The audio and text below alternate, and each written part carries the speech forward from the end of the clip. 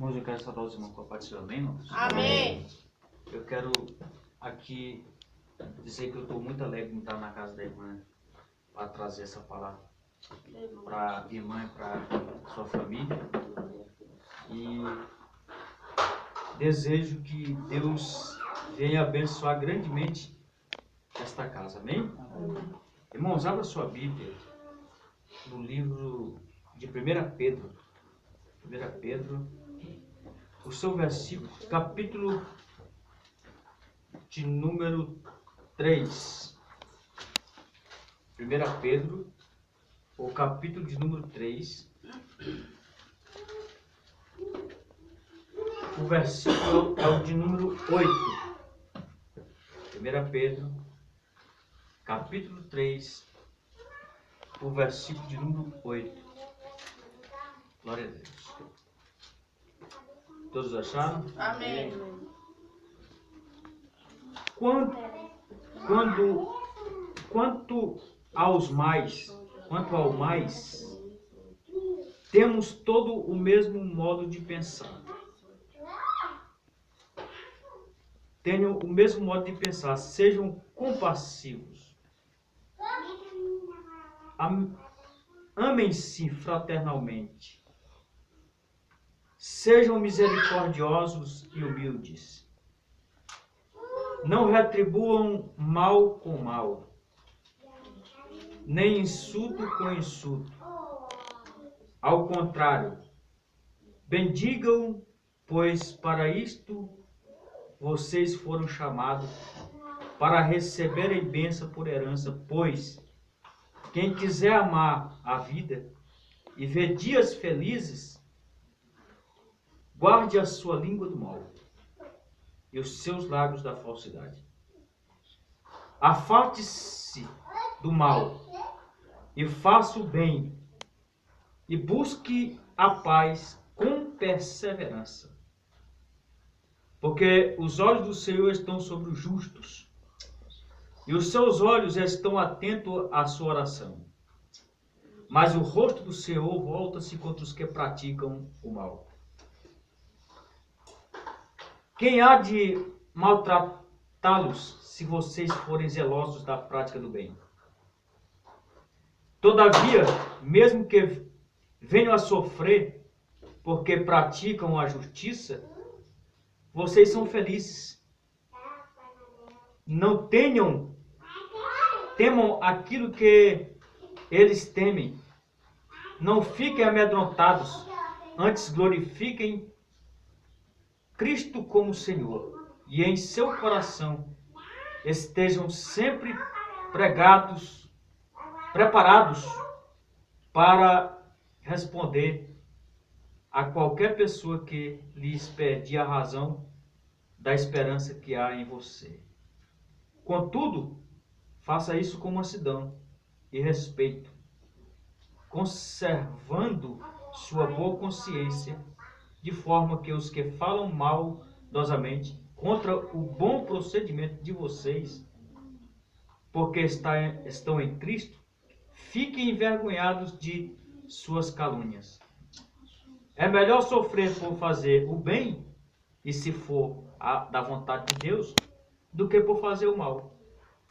Pois também Cristo sofreu pelos pecados uma vez por todas, o justo pelos injustos, para conduzir-nos a Deus. Ele foi morto no corpo, mas vivificado pelo Espírito, do qual também foi e pregou aos espíritos em prisão, que há muito tempo desobedeceram quando Deus esperava pacientemente nos dias de Noé, enquanto a arca era construída. Nela havia algumas pessoas, a saber, 8 pessoas. Na arca, no caso, havia 8 pessoas. Foram salvos por meio da água, e isso é representado pelo batismo, que agora também salva vocês. Não a remoção da sujeira do corpo, mas o compromisso de uma boa consciência diante de Deus, por meio da ressurreição de Jesus Cristo, que subiu ao céu e está à direita de Deus, e a ele estão sujeitos anjos, autoridades e potestades. Amém? Vamos dizer sentadinhos. Irmãos, essa palavra é uma palavra que tocou no meu coração hoje. Estava meditando um pouco nela. Irmãos, eu não sei a sua necessidade, o que você tem passado, o que você necessita, o que você precisa.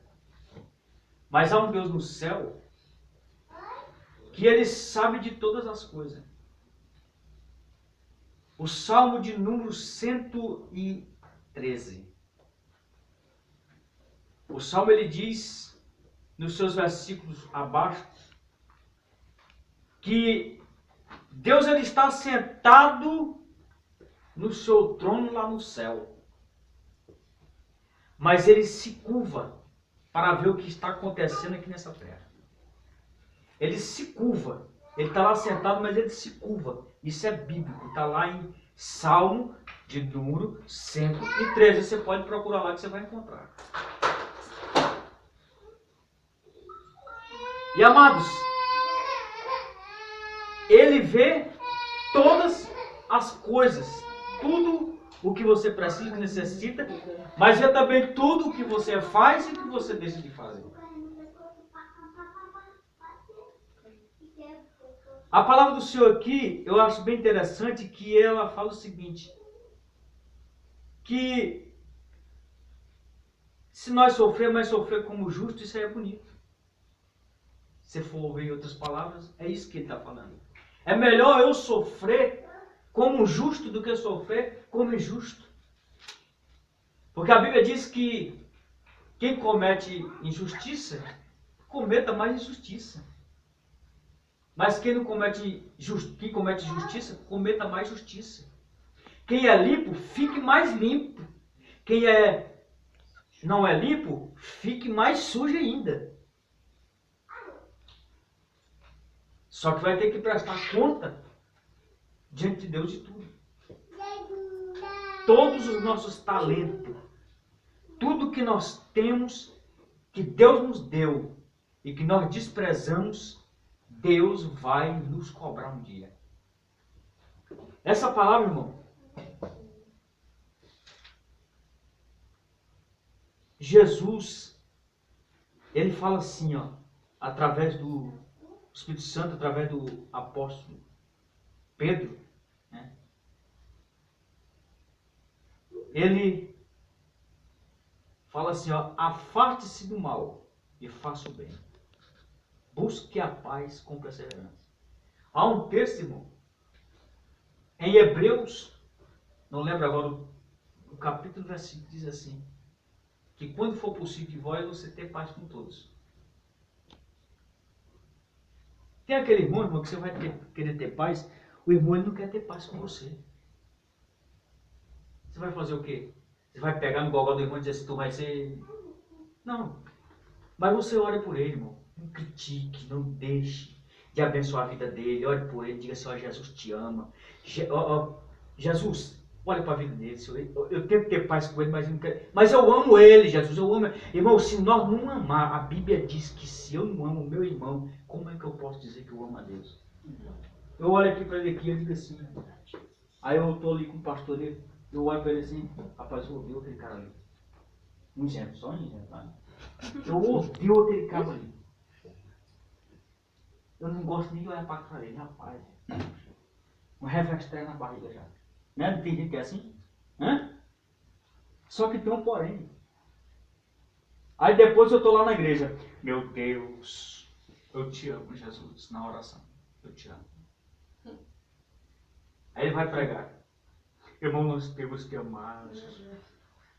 Irmão, nós temos que amar. Aí eu pergunto para você. Eu vou provar o que eu estou falando para você. Aqui em 1 João, tem uns versículos aqui dizendo aqui se você não ama, você depois lê na sua casa lá, irmão? Ó, se alguém afirma, ó, o versículo 19, do capítulo 4 de 1 João, veja aí. Nós amamos porque ele nos amou primeiro. Se alguém afirma, eu amo a Deus, mas odiar seu irmão, o que acontece? É mentiroso. Pois quem não ama seu irmão, a quem vê, não pode amar a Deus a quem não vê. Outro ponto que eu vejo é o seguinte, irmão, Jesus, Deus, o Espírito Santo, irmão, quando ele foi nos criar lá no começo da Bíblia, quando ele foi criar o homem, ele criou o homem à imagem do Todo-Poderoso. Então por isso que eu devo olhar para a irmã e devo amar a irmã. Você deve olhar para mim, deve me amar. Ninguém é obrigado a viver junto, todo mundo junto e misturado, como se diz por aí. Mas amar, você tem que me amar. Isso é bíblico.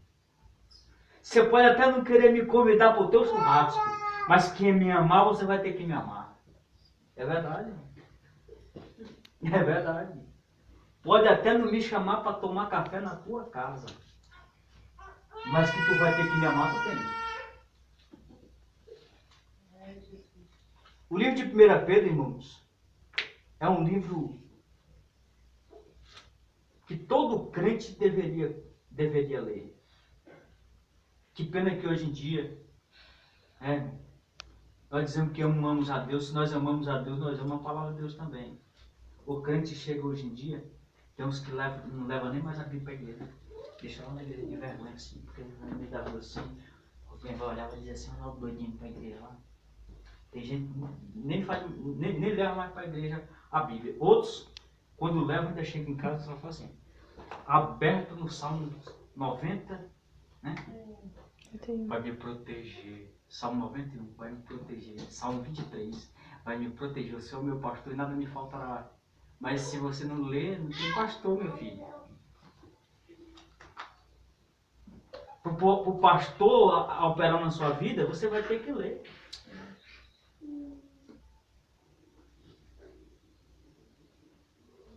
O apóstolo Paulo disse assim, através não está fora não, irmão, quando ele disse assim, olha, posso todas as coisas que me fortalecem.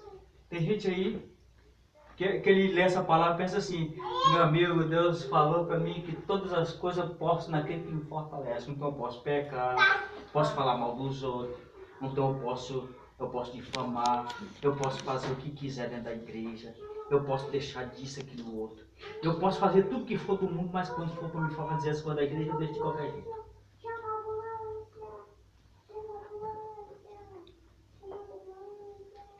Só que quando está dizendo lá, você vai ver, nunca leia o texto sem um contexto, porque se você ler o texto sem um contexto, isso vai virar um pretexto para a heresia.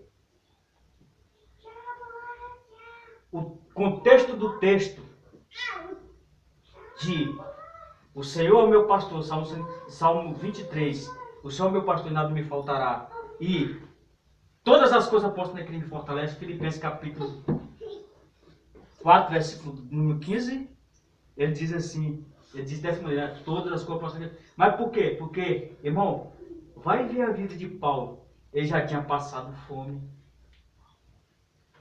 Tinha igreja que ele chegava, os irmãos diziam assim, dá uma oferta para esse ladrão. Não ofertava, não ajudava. Tinha igreja que ele chegava, ele era bem acolhido. É por isso que ele fala assim, nos versículos depois, eu aprendi a viver na bonança, aprendi a viver em momentos difíceis, momentos que não tem nada, momentos que tem alguma coisa. Então o que eu quero dizer para você nessa tarde aqui é o seguinte, olha, Deus, Ele sabe a necessidade de cada um. E se você crê no que Jesus é o teu pastor, é o teu Senhor, e você pode todas as coisas que Ele fortalece, você pode fazer a obra de Deus, você tem força Deus te dá força para você ir para a igreja, Deus te dá saúde para você ir para a igreja, Deus te dá ânimo para você ir para a igreja, mas por que não faz?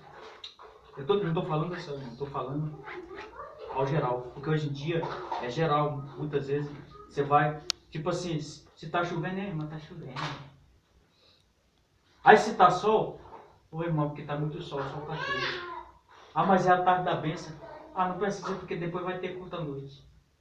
Ah, mas é a escola dominical? Ah, não vou não porque eu não gosto de ensinamento. Ah, aí tudo tem uma desculpinha, irmão.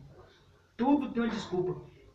Aí depois começa todas as lutas, problema, dificuldade, e a pessoa pensa, mas por quê? Oh, Jesus me livre. Me abençoe, Deus ainda vai abençoar pela misericórdia. Pela misericórdia. E porque um pastor ora por você. Na realidade, que nós procuramos ver com o pastor só quando tá na pindaíba, irmão, aí, pastor, pelo amor de Deus, ora por mim. Aí quando o abençoado recebe, ele conta, tá lá, 1 milhão na conta dele. Oxe, já pensou 1 milhão na sua conta, irmão? Aí a irmã vai passar na frente da igreja. Senhor, pastor. Às vezes nem assim faz, já. Meu Deus, já tem pastor lá na frente. Ele nem me deixa eu dar um jeito de sair. Ele já faz assim. Então, irmãos, eu quero dizer para vocês que Deus, Ele está com todos aqueles que é fiéis. Aqui, quando Ele fala aqui, ó, sofrimento por fazer o bem, a epígrafe desse texto que eu li é sofrendo por fazer o bem. Irmão, dentro da igreja, irmão, nós estamos dentro da igreja, você pensa que não vai ter sofrimento, não? Ah, irmão, mas espera aí, eu sou pastor e de repente, tipo assim, irmão, eu estou todo dia no culto. Olha, eu abro o culto, dirijo o culto, amo meus irmãos, faço de tudo para ajudar a igreja.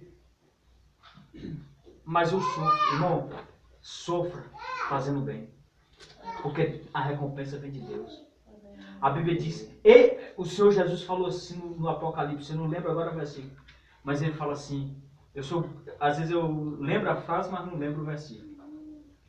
Ele fala assim, que eis que cedo venho, e o meu galardão, o vosso galardão está comigo. O galardão nosso, irmão, está com o Senhor. Eis que cedo venho. Olha só, irmão, sabe por que ele diz eis que cedo venho?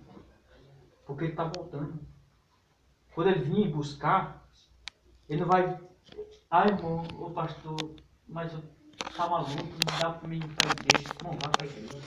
É na igreja que Deus vai te abençoar. Essa luta vai ser sanada. Tem gente tem pregador que fala assim, irmão, quando você vier para a igreja, deixa o teu problema lá fora. Irmão, traz o problema para dentro da igreja. Poxa, o que é isso? Vai brigar com o pastor? Tá com vontade de brigar com o pastor? E vai trazer o problema da igreja? Vai brigar? Não. Traz o seu problema para dentro da igreja. E dentro da igreja vai ser sanado. Porque Deus ele vai operar no culto e o seu problema vai ser resolvido. Porque Deus ele opera no culto. Deus ele opera quando você crê. Irmãos, olha o que é ouvir a palavra. E o que é coisa linda quando você crê. Os irmãos lá em Tessalonicenses, eles viviam naquele dia, sabe como, irmão? Isso é dito historicamente falando também. Se você for dentro da história buscar a história bíblica, você vai ver que os Tessalonicenses, eles pegaram, quando ouviram Paulo falar sobre que nós que não esquecer os mortos, que ali não pensar que eles não ia preceder os que dormem, né? Porque aí ele começou a falar que os mortos precederiam os vivos, e eles ressuscitariam primeiro e que depois nós seria arrebatado. Então, o que acontece? Irmão, eles creram na palavra. A Bíblia diz que naqueles tempos, irmão, sabe o que eles faziam? Eles viviam e esperavam a vinda de Jesus naqueles dias, como se fosse naqueles dias a vinda de Jesus. Eles não estavam esperando a vinda de Jesus para 2.000 anos, 3.000 anos. Aí, irmão, tem gente que pensa assim, Jesus, deixa para vir Jesus assim, sabe? Depois que eu casar. Os jovens. Você já viu os jovens falar assim? Rapaz, deixa. Hoje, tomar Jesus, deixa para vir depois que eu casar. Às vezes a menina tá. Só exemplo, brincando, tá? A menina tá desse tamanho. Jesus, deixa eu crescer para me namorar também, Jesus. Deixa. Jesus, não vem agora não. Tô brincando, tá? Mas acontece. Irmão, se Jesus vier, nesse momento aqui, é a maior glória para cada um de nós aqui. É a coisa mais linda. Então, nós estejamos preparados, irmão. Preparados. Porque nós estamos vivendo um dia que qualquer coisa o crente quer esmorecer. Tudo o crente quer esmorecer. O pastor pisou no pé dele, foi sem querer. Eu não vou para a igreja porque o pastor deixou. Não, o pastor não olhou para minha cara hoje. O pastor olhou com a cara dele para mim. O pastor... Aí começa, coloca muito desculpa. Irmão, não ponha desculpa para servir a Deus. Você quer bênção? Deus vai te abençoar. Mas coloque-se na presença de Deus e fique com essa palavra. Medite nessa palavra. Medite, porque aqui eu estou falando algumas coisas por cima.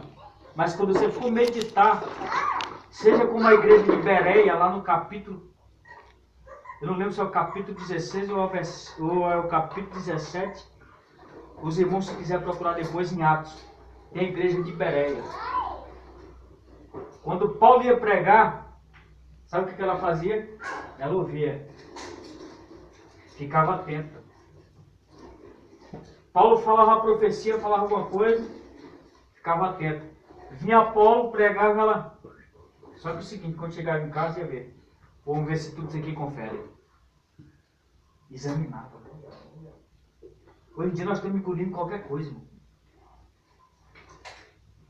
Já vi gente desanimada em casa que foi no culto, aí disse que Deus falou com ela, era a profecia da carne, a pessoa desanimou, não quis mais ir. Já vi todos esses tipos de coisas. Irmã, nessa noite, nessa tarde, firma o seu pensamento, firma a sua mente em Cristo. Para terminar, Hebreus, capítulo de número 12, versículo de número 2. Olhai para o autor e consumador das vossas vidas. Não, deixa eu ler lá, porque a minha mente é só o sangue de Jesus para lembrar.